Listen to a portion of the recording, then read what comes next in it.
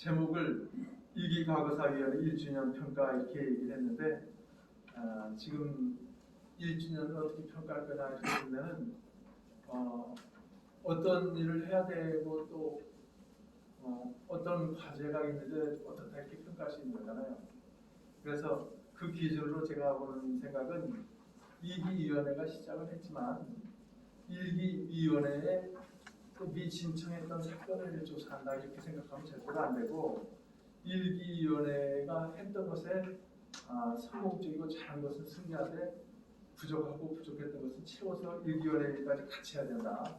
이런 식으로 마음을 좀 잡아야 된다는 것이고, 그리고 그렇게 이런 과제가 많음에도 불구하고 2기위원회는 1기위원회보다 상당히 어려운 상황에 처해 있다는 거 있잖아요. 구조적으로 좀 어렵습니다. 그냥 신청인 참고인들이 지금 유복자가 1기위원회에서는 직접 경험했던 세대들과 자손들이 했는데, 이번에는 삼촌, 조카 이제 이 정도 상황이거나 좀 빨라봤자 유복자 정도가 이제 대표가 돼서 하는 그 정도로 조사하기가 좀 어려운 상황이 있다는 것과 위원회 구조도 조금 지금 상당히 어려울 수 있는 구조에 있습니다. 그런 구조가. 근데 그 부분 때문에 더 어려움에도 불구하고 이제 이 평가를 해야 되기 때문에 우리들이 지금 막연하게 그냥 기다리고 있어서 이제 잘 될 거다 이런 게 있으니까 알아서 해주겠지 이렇게 생각하면 절대로 안 된다는 이런 생각의 각성 속에서 우리가 다 이루지 못하더라도 최소한이라도 이룰 만한 일이다 정도가 있다 이런 취지로 제가 이걸 썼습니다만 아주 체계적으로 쓰는 것을 중시하기보다는 우리가 해야 될 일, 최소한이라도 해야 될 일이 무엇일까, 할 수 있는 일이 부족한 역량 중에도 무엇일까, 이렇게 좀 점검하자는 것을 우선 말씀드리겠습니다. 순서에서는 1기 평가 방송으로 시작할 수밖에 없죠. 그래야지 과제가 더 줄되니까. 그리고 이게 구조적 상황을 간략히 분석하고 그 다음에 1년을 점검하고 이제 평가하는 순서로 돌아가겠습니다. 그래서 1기 과거사위의 성과 한 개 이렇게 평가해보자면, 첫 번째가 큰 시각에서 보면은 과거사 정리운동, 역사 바르게 세우기 운동이 일환이거든요. 이 운동으로 볼 때 1기 과거사위가 어땠는가 이렇게 본다면은 1기 과거사위를 통해서 한국전쟁 전의 민간인 학살 사건이 국가폭력의 실체가 최초로 국가기관에 의해서 공식적으로 인정된 겁니다. 그 이전에 이 존재 자체도 없다고 했고, 이 얘기하면은 아주 사상적으로 이제 논리는 있잖아요. 심각한 타락을 받는 상황이었는데 이제는 국가가 이런 사실이 있었다는 것을 인정하는 것은 정말 커다란 성과다 이렇게 생각됩니다. 그렇지만 이런 진실규명의 성과가 제대로 사회적으로 주목받고 사회적으로도 다 공인돼야 되는데 제대로 인정되지 못한 것은 치명적인 한계다 이렇게 생각합니다. 국가폭력의 청산이 국가의 의무이고 기본적인 과제인데 그런 것으로 취급되지 못하고 피해자의 청원에 밀려서 국가 재정에 부담을 주는 피해자의 권리 찾기 차원 이러한 식으로 평화되는 이런 수치까지 겪는 상황을 당했습니다. 이제 그렇게 된 이유는 여러 가지 정치적 상황도 있고 우리 기본법의 한계 때문에 그렇다고 했는데 그거는 이제 생략하고 좀 넘어가겠습니다. 그래서 이기 진실화위원회 여기서 도출되는 과제가 뭐냐 이렇게 얘기한다면은 지금까지 과거사위의 성과를 잘 밝혀서 사회적으로 공인된 진실이 되게 하는 것, 이것이 과제가 되는 거죠. 이 공인된 진실이 되게 하는 것은 과거 국가 폭력을 정당하게 만들어온 인연적 구조를 밝혀내서 구체적의 공식적 진실이 사실은 거짓이었다. 겉으로는 특히 군인들이 그렇게 많이 했죠. 군인들이 집권하고 난 뒤에, 총칼로 집권하고 난 뒤에 자신들은 반공이라는 통치들을 내세우거나 그렇겠지만 폭력에 의한 통치를 위한 권력욕에 의한 행위였다는 것, 이런 것이 진실이지 않습니까? 이것처럼 민간인 학살이라는 부분에 대해서도 그 사실관계가 정당히 밝혀지면 이것은 피해자의 개인적 진실이 사회적 진실로 공인되는 이런 과정이고, 이것이 진정한 역사적 화해와 진정한 이 사회의 새로운 발전의 기반이 되는 거죠. 이 부분을 한번 말씀드리고, 두 번째는 일기 과거사위원회에서 이제 했던 성과를 좀 받아야 될 부분이 그간 국가기관이 학계에서 밝혀내지 못했던 새로운 1차 자료를 많이 발견했습니다, 사실. 그런데 마지막 단계 이걸 정리할 계기도 없이 그대로 문을 닫기가 바빠갖고 국가기록원에 그냥 쌓아버렸거든요. 그런데 이것에 대해서 지금 이게 과거사위원회에서도 조사관 역량 강화와 효율적 조사기반 마련 이렇게 이제 제목을 달고 자료의 원활한 관리 시스템 구축하겠다 이렇게 써놓으셨으니까 여기서 꼭 해야 될 일이, 제가 보기에는 그 가해자도 있거든요. 전체 이게 짜여져 내려오는 그림인데 가로 세로로 시기, 연도, 조직 계통을 딱 받아서 쭉 데이터베이스 하면 어떤 명령 계통으로 내려졌는지, 그다음에 피해자도 사건별, 지역별, 시기별로 쭉 짜갖고 명단을 갖다 쫙 채워나가는 거예요. 그러다 보면은 잘 드러나지 않는 이 그림 조각 맞추기 한 부분이 중간중간에 드러나잖아요. 어디가 빠져 있다는 걸 갖다 체크해갖고 그걸 채워나가는 거죠. 사건의 전모를 밝히는 과정이면서도 사실은 이게 과거사위원회가 좀 처한 개별 사건이라는, 그래서 사건의 근거와 맥락이 불분명하다는 어려움이 있잖아요. 이걸 해결하는 한 가지 방법이 될 수 있지 않나. 그래서 일기과거사위원회 자료를 잘 정리하는 일을 해주시고, 이것을 또 중요한 증언들은 책으로 출판해서 잘 정리해서 홍보해 주시길 좀 부탁드립니다. 두 번째는 이런 제한적인 법위에서도 우리가 운영을 잘했거나 시행을 잘하면서 할 수 있었는데 이게 좀 뭘 못했는가, 이걸 좀 반성해 보면은 그것은 일기 과거사위원회에서 이제 최상층과 정치적 편향, 정치적 편향을 떠갖고 내부의 갈등이 존재했던 겁니다. 진실 앞에서 뭐 정치적 편향이 어디 있겠습니까? 팩트를 찾아서 정확하게 해주면 되는 건데도 그렇게 되지 못해갖고, 특히 3기 이용조 위원장 시기에 이제 벌어진 일은 진실규명하고 불능을 나누는 게 최종적인 건데, 진실규명과 불능의 어떤 판단 기준이라든가 사건을 특화시키는, 그냥 사건을 취급하지도 않고 그냥 없애버리는 이런 것에 대한 기준이 변동했다는 겁니다. 그래서 그 전기 1, 2기 위원장 시절에는 전쟁을 도발한 자가 누구인가, 이게 침략 전쟁인가 정의의 전쟁인가, 이런 거라든가 사람을 갖다가 이제 학살당했는데 이것에 대한 판단의 근거가 국제법적으로 전쟁기에도 범할 수 없는 전쟁 범죄 기준이 있거든요. 그리고 집단 학살 금지라는, 어떤 최악의 상황에서 전쟁을 하더라도 인간을 위한 기본권으로서는 절대 할 수 없다고 하는 10분이 다 지나버렸는데 어떻게 해야 될지 나중에 알아요. 제가 좀 빨리 하겠습니다. 발제자가 한 명이 줄어서. 예, 다행입니다. 감사합니다. 그래서 우리가 과거사위에서 판단했던 기준은 인류가 이 사회에서 사람답게 살기 위해서는 이런 일은 절대로 있어서 안 된다는, 그래서 온 세계가 인정하고 국제연합도 다 인정하는 이런 전쟁법의 기준으로 제노사이드 금지 원칙에 따라서 판단했어요. 1, 2기에서는. 근데 3기에 대해서 이 기준이 바뀌었습니다. 그래서 사건에 따라서 폭동이다, 배반이다 이렇게 딱 붙이면은 그것에 대해서 기준이 달라져야 된다 이렇게 주장을 하셨고, 특히 자료가 많이 필요했던 미군 사건이나 해무소 사건 같은 게 자료가 늦게 입수됐어요.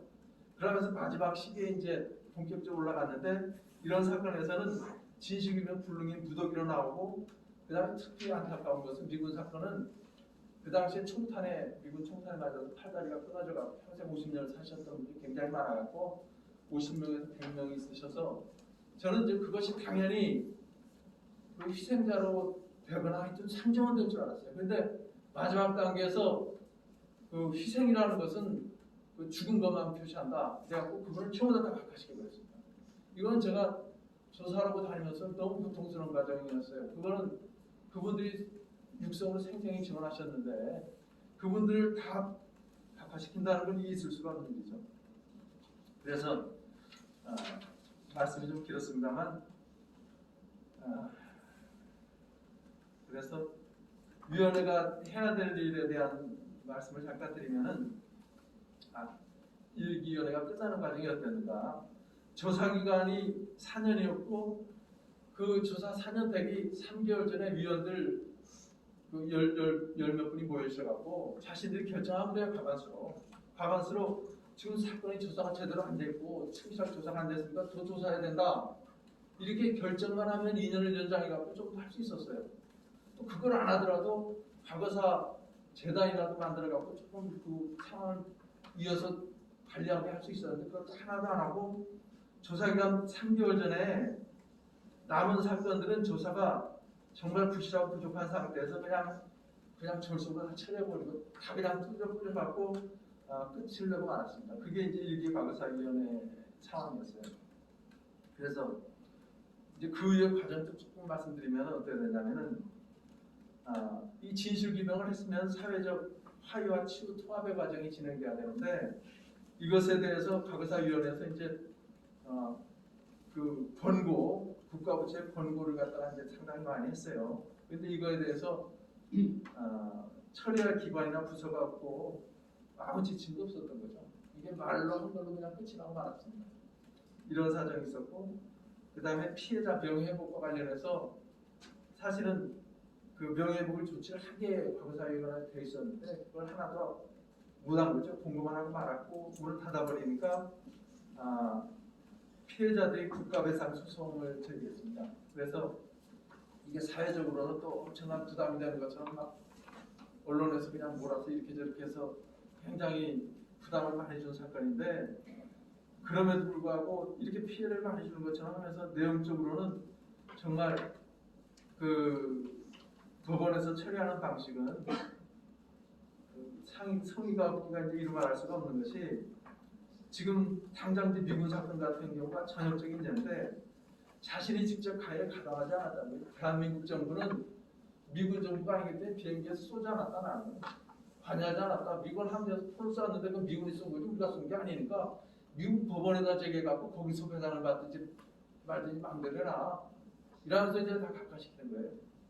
그러니까 이런 거는 이제 과거 청산과 관련된 우리 법에 나와 있는 대로 이거는 피해자들의 배상 청구 이거는 일반 소송이랑 달리 국가기관인 진실화위원회가 1차로 진상조사를 했어요. 이것도 국가 기록에 근거해서 명확한 증명 과정을 거쳐서 피해자를 확정했고 그래서 이 부분에 대해서 치유와 화해를 위한 조치인데 이것에 대해서 국가가 그냥 회피해버리는 거죠. 과거 청산과 국가 통합을 위한 과정을 후퇴시키는 이런 상황이 현재 있습니다.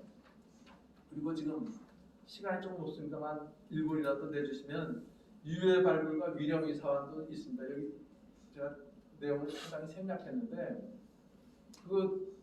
이 일을 관리에 대해서 열간이 과거사위원회거나 그거를 안 되면 과거사재단이라도 우리 희생자의 뼈가 다 드러났어요. 드러나갖고 있는데 그걸 몇 년 세월이 10년 가까이 지나갖고 구관할 조차 없으니까 마지막에 할 수 없이 기관도 없으니까 행정안전부 어떤 급하면 이제 처리해야 되는 데서 결론 맡아갖고 예산을 어떻게 만들어갖고 막 진행했다고. 그래서 그 과정을 자세히 말씀드리지 않겠습니다만 이건 마치 그 유족과 돌아가신 분들에 대해서 이렇게 하는 일은 없는 거죠.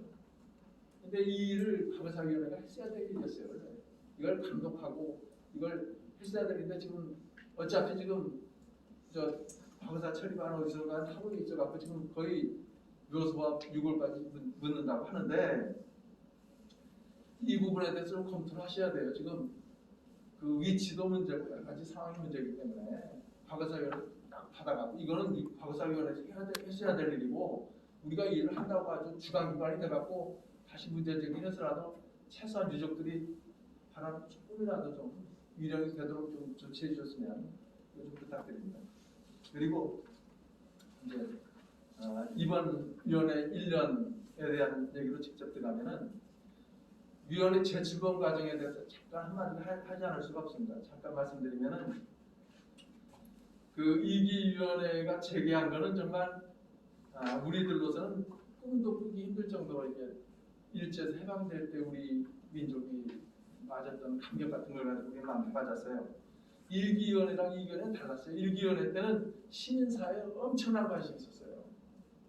그리고 그 사회적 열기가 컸는데 이기위원회 때는 시민사회가 아주 관심을 기울이지 않았어요. 관심도 없고 유족계분들은 더 10년이 지나서 연령도 그렇고 여러 가지 상황이 굉장히 어려워졌는데도 이게 희망이 없다고 생각해서 거의 포기하다시피 했는데, 그리고 또 내용 중에서는 힘드니까 재단으로 끝내자 이런 여론들이, 이런 것에 대해서도 계속 하여튼 경결하게 깃발을 세우고 미신청 유족을 갖다 결집시켜가면서 이를 감찰같이 1인 시위 청원운동, 이것을 10년 만에 이제 과거사위원회가 드디어 열렸습니다. 그래서 뭐 계기야 여당이 이제 절대 다수당 형성이 된 정치적 변화하고, 그다음에 여러 인권단체도 같이 협력하고 그랬지만 이 10년 동안 거의 뭐 빠짐없이 정말 노력했다 한국전쟁 유족회의 끈질긴 노력이 이뤄낸 감격적인 성과로 우리는 알고 있습니다. 그래서 우리 이기위원회에 기대하는 바가 이제 큰데, 사실 이기위원회를 들여다보면 참 우려된다고 얘기하는 구조적 한계가 지금 있습니다. 그래서 그 구조적 한계를 갖다 두 가지로 보면은, 첫 번째가 일기위원회에서는 입법부, 행정부, 사법부에서 고루 뽑혔어요. 그래서 정치적 편향이 좀 적을 수가 있었습니다. 국회는 여야를 딱 달려서 맨날 싸우는 정치적 편향이 아주 뚜렷한 기관이고, 행정 각부로 좀 구성되면 좀 나은데, 이기위원회는 그냥 국회에서 구성하게 만들어놨어요. 위원장 한 명 빼놓고, 위원장 한 명 빼놓고 8명을 전부 다 국회에서만 구성하라 이렇게 만들어놓고 하는데, 결과를 하다 보니까 여당 4명, 야당 4명이 들어와 버렸어요. 그리고 소위원회는 여당 2명, 야당 2명으로 구성돼요. 이건 4명인데 의결 종족수는 과반수 출석이에요. 과반수라는 거는 2명이 절반이 나면 2명이죠. 근데 과반수라는 건 2명이 넘어야 된다는 얘기죠. 1명이라도. 결국 3명이 돼야 된다는 얘기인데 3명으로 결정될 일이 없으니까 정치적으로 좀 견해가 다른 안건에서는 만장일치가 아니면 하나도 통과될 수 없다. 이것이 이제 의사결정 구도입니다 지금. 그래서 정치적 편향에 빠지지 않길 바라는, 진실규명만을 바라는 유족들 입장에서는 지금 이게 일을 진행하는데 어떤 난관을 가져올지 굉장히 염려하고 있습니다. 이 어려움을 알면서도 극복하려는 그런 자세를 가져주시길 바라고요. 두 번째는 지금 사건의 80~90%가 손자, 며느리, 조카, 그리고 예전에 일기위원회에서는 유족회를 구성했고 그 당시에 집단적 기억을 간직하고 있는 분들이 많았었는데 지금은 그게 좀 안 되고 있죠. 그래서 이것이 이제 사건을 진술하는 진술의 질과 구체성이 떨어진다. 사건을 추발하려면 우선 피해자 진술을 받는데 이 부분에서 상당히 좀 문제가 있습니다. 그래서 조사하기가 좀 어려운 점이 없지 않아 있다. 이런 말씀드리고, 그럼에도 불구하고 저는 진실규명 신청 사건을 보고서는 그래도 조금 낫다고 생각하는 부분도 있는 것은, 일기에는 두려워서, 일기가 그렇게 신청하라고 해도 신청할 수 있는데도 두려움 때문에 신청을 못했던 사람이 굉장히 많았었는데, 지금 전국 각지에서 일기 신청 못했던 분들이 이제 용기를 좀 내서 많이 좀 신청해 주는 상황이 있습니다. 그래서 그런 분들에 대해서는 위원회가 지금 진술에만 의존하지 말고 자료를 찾아야죠. 자료하고 여러 가지 근거를 갖다 찾아내 갖고 진실규명을 제대로 해야 된다. 이런 부탁을 좀 드리겠습니다.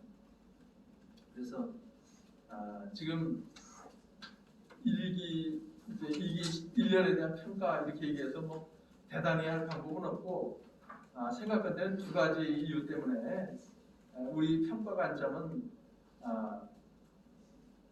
1단계를 빨리 진행해서 2단계로 나아가야 할 것이다. 이런 것이 기본 시각이 돼야 된다고 봅니다. 1단계라는 건 진실규명이고 2단계는 명예회복인데, 명예회복의 핵심 부분이 이제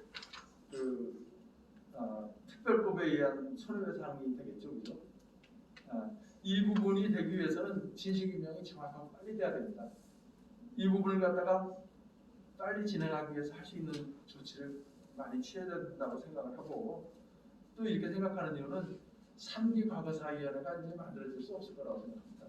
불가능하거든요. 이번이 마지막이고, 그리고 이 기간 내에 하지 않으면 정치적 변동에 대해서 어떤 일이 생길지 알 수 없는 것이, 근데 또 막연하게는 정치적으로 좀 잘 될 수도 있지 않나 이런 얘기를 할 수도 있지만 정말 어리석은 생각입니다. 이게 세월이 지나면 더 어려워질 뿐입니다. 그래서 우리는 이 조사 기간 내에 마지막이라고 생각하고 좀 진실을 해주시기를, 그리고 이 기간 내에 이 위기에서 못했던 명예회복의 과정도 위원회가 있으면서 특별법도 지정하고 위원회가 있으면서도 유고를 갖다가 제대로 국가적으로 보존하는 일도 하고, 그래야지 그게 최소한이라도 보양을 갖춰서 하지, 위원회가 없으면은 정말 어려운 처지에 처했다는 것이 지금 지나온 역사의 경험이기 때문에 그런 말씀드리고요. 이제 여기 마지막 부분이 왔습니다. 1년 활동 점검 해갖고 지금 이 부분을 얘기한다면 진실규명 신청서 접수를 위한 활동이 어떻게 잘 되는가, 그 다음에 조사 활동의 준비가 잘 됐는가 이런 걸 평가해야 될 거고, 1기와 이어서 명예회복 활동에 대해서는 어떤 조치를 했는가, 그리고 과거사의 진실을 사회적 진실이 되기 위해서 얼마나 홍보했는가 이런 걸 평가 기준을 해야 되겠죠. 그래서 이 부분에 대해서는 토론을 통해서 좀 더 내보기로 하고 전 여기서 발제 마치겠습니다. 감사합니다.